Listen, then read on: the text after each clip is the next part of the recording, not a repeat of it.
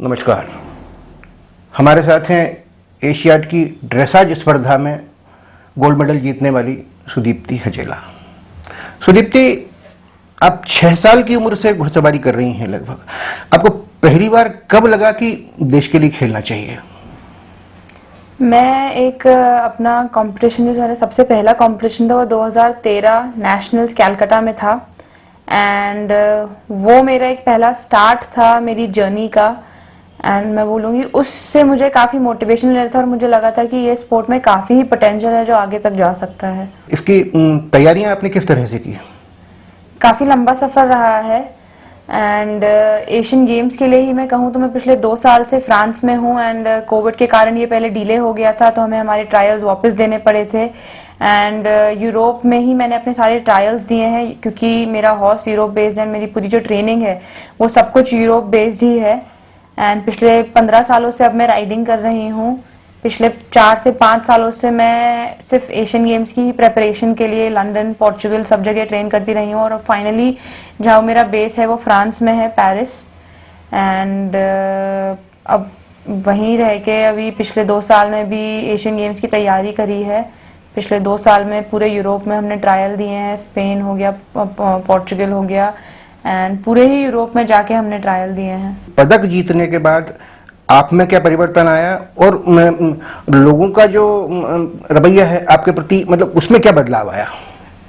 मैं कहूँगी एक सेंस ऑफ रिस्पॉन्सिबिलिटी बढ़ गई है क्योंकि ऑफ कोर्स हमने ये एक जो हम मेडल लेके आए हैं वो भारत के लिए एक काफ़ी ही बड़ी ओपनिंग है। एंड एक काफ़ी ही अच्छे टैलेंट को पहचान कर जो इतना पूरा, चाहे वो इंदौर हो चाहे वो इंडिया हो, एंड जितने भी हम लोगों ने खेला है उनको जो अप्रिसिएशन मिल रहा है आई थिंक वो सबसे इम्पोर्टेंट है। क्योंकि हमारी पूरी मेहनत जो रही है वो सिर्फ इसी चीज़ के लिए रही है क्योंकि हम खुद के लिए नहीं, हम भारत के लिए खेल के आए हैं और भारत के लोग हमें इसको रिकग्नाइज कर रहे हैं और हमें अप्रिशिएट कर रहे हैं। आई थिंक इससे बड़ी जीत हमारे लिए और कुछ नहीं हो सकती है। आपकी, चाहे अपन मध्य प्रदेश सरकार की बात करें या केंद्र सरकार की बात करें, तो उनसे किस तरह की अपेक्षाएं हैं आपकी? मैं यही कहूँगी कि आज तक भी उन लोगों ने मुझे काफ़ी सपोर्ट किया है, चाहे वो ऑनरेबल मिनिस्टर मैम हो, चाहे वो स्पोर्ट्स अथॉरिटी इंडिया हो। काफ़ी ही वन फ़ोन कॉल पे रहते हैं। तो आई थिंक वही बिहेवियर आई नो थोड़ा डिफिकल्ट होता है सारे एथलीट्स के लिए मेंटेन करना एंड सबको इतना समय देना, लेकिन ये जो एक वन फ़ोन कॉल पे रहते हैं आई थिंक ये बहुत इंपॉर्टेंट है। बिकॉज हमें इसके साथ साथ, स्पोर्ट्स के साथ साथ और प्रेपरेशन के साथ साथ एक हमारा एडमिनिस्ट्रेटिव सपोर्ट जो होता है वो बहुत इंपॉर्टेंट होता है। तो जितना वो रहेगा उससे हमारा एक पीस ऑफ माइंड तो रहेगा कि हमें सिर्फ खेलना है और हमें सिर्फ हमारी परफॉर्मेंस पे फोकस करना है। एडमिनिस्ट्रेटिव स्टफ हमारे लिए मैनेज हो पाएगा क्योंकि वो हमारे लिए भी हमारा एस पॉइंट नहीं है जिसको हम अच्छे से कर पाए। तो उसके लिए ऑफकोर्स हमें उनकी ज़रूरत पड़ती है। यदि हम भविष्य की बात करें कि भाई एक टाइम आएगा कि भाई आपको, चूंकि आप स्पर्धाओं में भाग नहीं ले पाएंगे जब सब कुछ हो, तो क्या आने वाली पीढ़ी को तैयार करने के लिए आप कुछ प्रयास करेंगे कि जिससे आने वाले लोगों को फायदा मिले? पहले तो मैं खेलना चाहूंगी जब तक मैं खेल पाऊँ, अनलेस कुछ मेडिकल अनहेल्थ या कुछ वो हो जाए। क्योंकि अभी हमारे साथ भी 50-55 ईयर्स की लेडीज़ हैं जो compete करती हैं एंड वो जीत रही हैं ओलंपिक्स। तो मुझे लगता नहीं है कि ये बहुत कठिन काम होगा। जब तक मैं खेल पाऊँ तब तक मैं खेलूंगी, लेकिन ऑफ कोर्स जितना हो पाएगा उतना to give back to the country. Because of course हमारे पे आके जनरेशन ये खत्म नहीं हो जाएगी। ये जो मेडल टैली एक स्टार्ट हुई है आई थिंक ये कंटिन्यूस रहनी चाहिए। अब ये डिफरेंस नहीं आना चाहिए कि इतने साल बाद भारत ने मेडल जीता। अब ये न्यूज होनी चाहिए कि भारत हर साल मेडल जीत रहा है। तो सेंचुरी ऑफ मेडल्स हो रही है एक क्वेश्चन में। तो आपने ड्रेसाज ही क्यों चुना? आई थिंक काफ़ी अलग हटके है ड्रेसाज सब में। एंड नेवरदलेस ये actually quite most difficult and complicated part of the discipline है तीनों में से।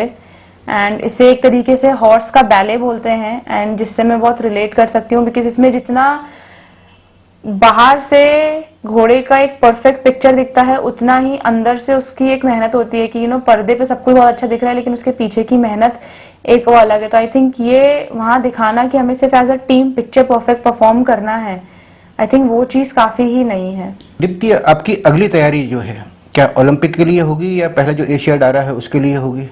दोनों के लिए ही हैंड इन हैंड चलेगी क्योंकि दोनों ही काफ़ी क्लोज हैं अब।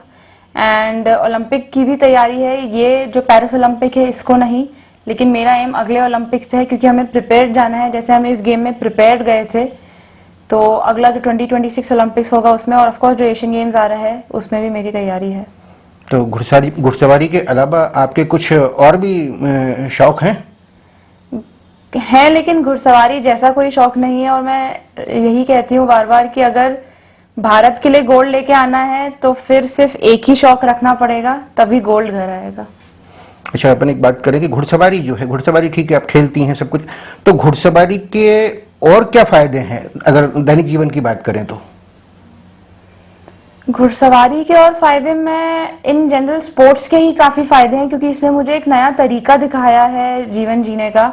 और ये जिसमें मैं उस एक ऐसे लिविंग के साथ compete, मतलब जिसके साथ compete कर रही हूँ जो हमारा कोई वर्बल कम्युनिकेशन नहीं है, लेकिन इमोशनल कनेक्शन इतना है कि हमें एज अ टीम बना के, और ये जो ट्रस्ट कि मैं उसको बिना कहे, वो उसका मुझे बिना कहे, हम एक दूसरे को ट्रस्ट करके इतने बड़े लेवल पे आज जाके खेल के भारत के लिए मेडल लेके आए हैं। और हमारी ये जो बॉन्डिंग है, ये जो सिखाई है कि और ये स्पोर्ट सबसे बड़ी चीज जो सिखाता है वो ये है कि आपको गिव अप नहीं करना है, बिकॉज हमें कभी नहीं पता है कि कब घोड़े का मूड है कब नहीं है। हमारे पास हम बोल सकते हैं कि आज हमें ऐसा है वैसा है, ऑफकोर्स घोड़ा बोल नहीं सकता है, लेकिन ये जानना, उसे समझना और ये चीज को समझना कि आज ठीक है, आज मेरा दिन था लेकिन मेरे घोड़े का दिन नहीं था, तो हम अगले शो में आएंगे और अगले शो में अच्छा करके जाएंगे। तो आई थिंक ये जो एक पेशेंस बढ़ा देता है आपको, और एक ये नहीं, गिव अप तो करना ही नहीं है, चाहे कुछ भी हो जाए जीवन में, लगे ही रहना है।